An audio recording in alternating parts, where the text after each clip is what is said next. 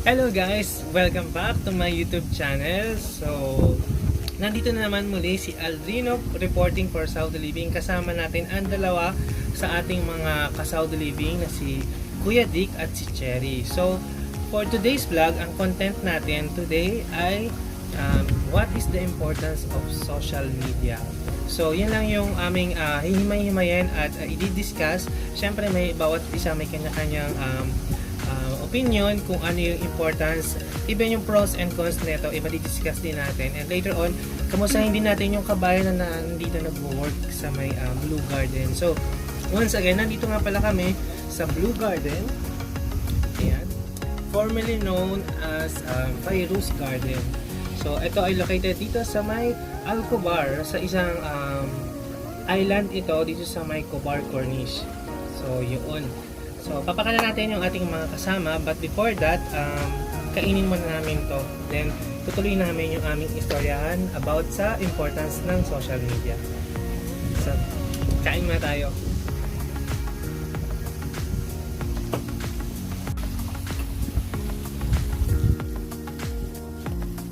Ayun guys.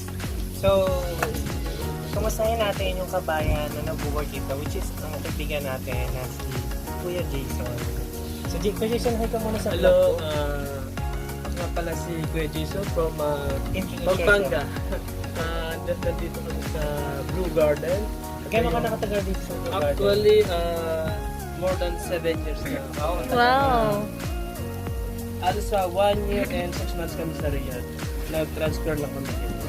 Tapos, yung kasama nyo sa Nigeria. Oo. Okay. Hindi naman I-recommend mo sa amin ano yung best best seller Actually, yung may main dito, mga hot soup or naman kami na seafood soup. from appetizer, main course to dessert. Ano yung mga best seller? Meron Meron kami kami ng ilang paso na yun. Actually, pamag-order namin yung hummus sa Blue Garden kasi nga sa Blue Garden. Isda yung hummus? Hindi, appetizer. Yung sawsawan na gano'n ng hummus. tinapay. Okay. Actually, and also may barbecue kami, kuya. Yun yung main course na Mixed grill. Mix siya ng chicken, beef, at saka seafood. seafood, mixed grill. Mixed grill, yes.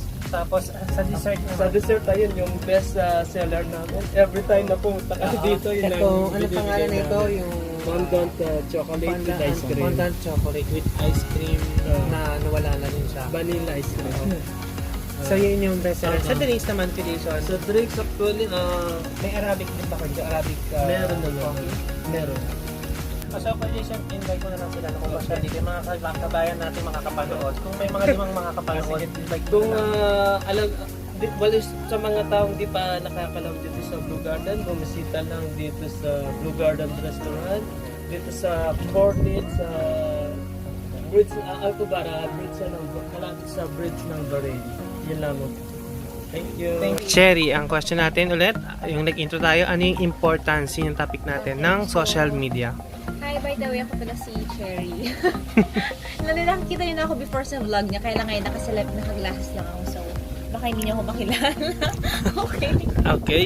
So, ayun nga, ang topic today is ano yung importance, ano yung pros and cons ng social media.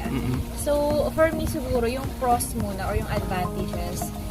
For me, one of the advantages of social media sa atin is that nasa-showcase niya yung talents natin, diba? We can be able to share it through social media, yung talents natin, kung marunong tayong kumanta, marunong tayong sumayaw, diba, na showcase natin yan. And also, yung siguro yung natin, yung as a whole, personality natin, nasa-showcase natin sa social media, yung physical natin, right? Like, meron tayong mga Instagram, like that. So, natin siya, nasa-showcase natin siya. Yung physical natin, yung physical aspects natin, right? Yung beauty natin, yung talents natin, what else? So, more of ourself siguro talaga yung social media. And yung at the cons same time, naman? At the same time din, yung ano rin natin, popularity, like that, showcase natin siya, social media. So, for me, yun yung pros niya. Okay, that's the advantage. At that's the advantage Okay. na showcase mo yung personality mo, yung talents mo, yung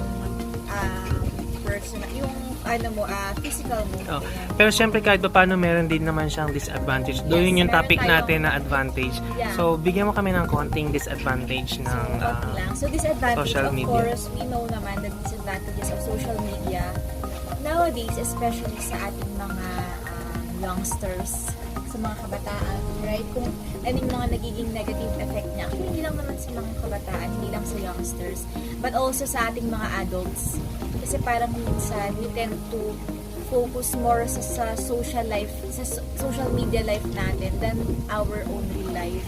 Na parang nagiging paramihan na lang ng likes. Yung kumbaga parang yung identity natin na pupunta na doon sa social media.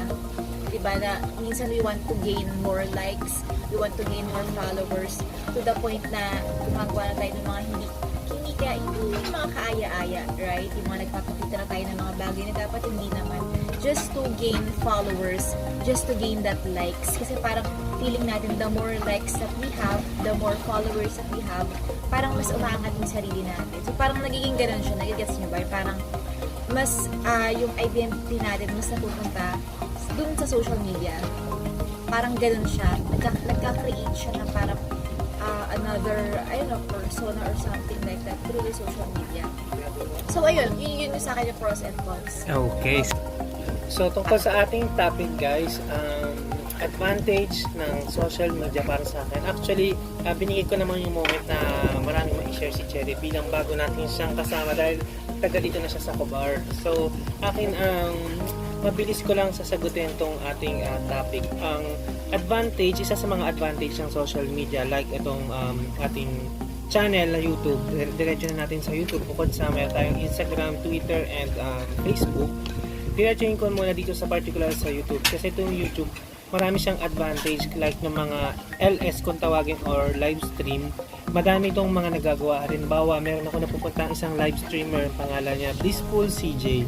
Marami itong, yung channel niya, marami siyang mga nagiging topic na nakakatulong sa atin para ma-enhance or ma-develop or may mapulot tayo na lesson or kung paano natin i-apply yung isang bagay sa certain topic na nilalagay niya lagi or daily or thrice a week siya nagla-live stream. So, before, mapapansin ko madalas ako magbabad sa kanyang live stream kasi ang dami ko napupulot at ang dami ko nakukuha ng mga, alam mo yun, yung magagamit natin sa ating pang-araw-araw na buhay sa mga sinasabi niya.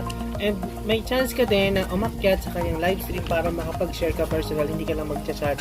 So, yun isang advantage nung sa YouTube. Aside from that, you can showcase your daily activities. Pwede mong i-share din kung you're into dancing, pwede kang sumayaw. Kung magaling ka kumanta ka, mag-post ka ng mga videos mo, practice mo. And even yung mga Bible verses, pwede mo siyang i-exhort. At marami din mga lost souls na na makapanood sa'yo, marami ding mabibless or makakatanggap ng message or personal revelation nung verse na yon na i-share mo. So, yun lang yung ilan sa mga advantage ng social media. So, hindi na ako magbibigay na yung cons, yun na yun mismo yung sa sinabi din ni Cherry. And madami ding nawawala ng personal, yung relationship sa mga kasama, even sa bahay, ganun, or sa mga magkakaibigan. Mapapansin mo pagkakamain ka sa labas, mapapansin mo lahat sila naka-cellphone. So parang hindi din maganda makita from afar na makita mo sila puro naka-cellphone. So wala naman nagiging ganap yung labas nila. Hindi ganong walang quality, yung quality time tinatawag. So yun lang yung ma-share ko. Papasa ko na to kay Kuya Dick. Si Kuya Dick naman kung ano ang take niya sa advantage ng social media. So ito si Kuya Dick. So ang masasabi ko sa advantage at disadvantage ng social media is there's significant thing. The first one is the advantage.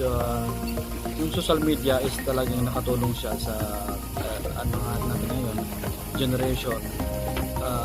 Mas madali natin na reach out even at families, friends, especially yung mga nandito sa overseas nag-work, is talagang very accessible na natin sila. Unlike compared nung wala pang social media, which is experience ko din ng 2000, dumating ako dito 2007, wala pang Facebook. Mahirap yung communication. Na-experience ko yung pagtatawag sa family is meron na yung traditional yung, tawag nito, yung pagtawag talaga siya, yung phone booth na per minute yung bayad is mahal siya.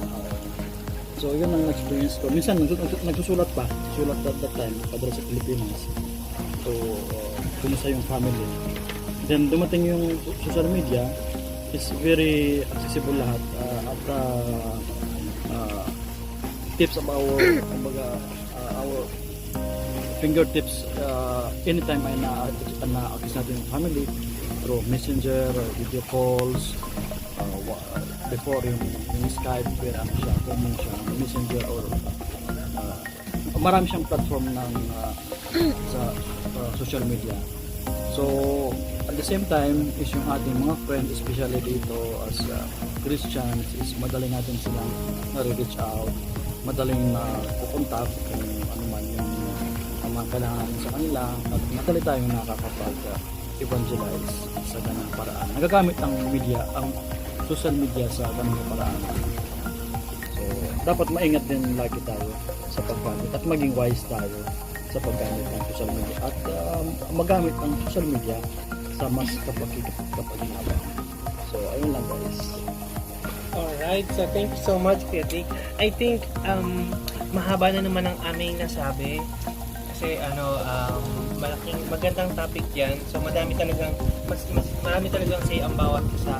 Pero for now guys, yan lang aming ma-share and I hope kayo dyan sa chat box or mga kalulad na makapag-participate kayo. Just comment down below yung personal take nyo sa aming topic today. So sa topic ng ating content. So with that, I think dito ko na tatapusin itong vlog na to. Thank you so much for watching.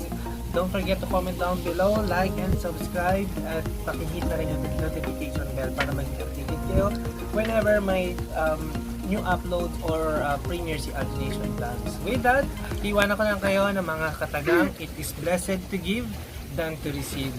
God bless everyone, stay blessed, stay cool, Aldrination. Out.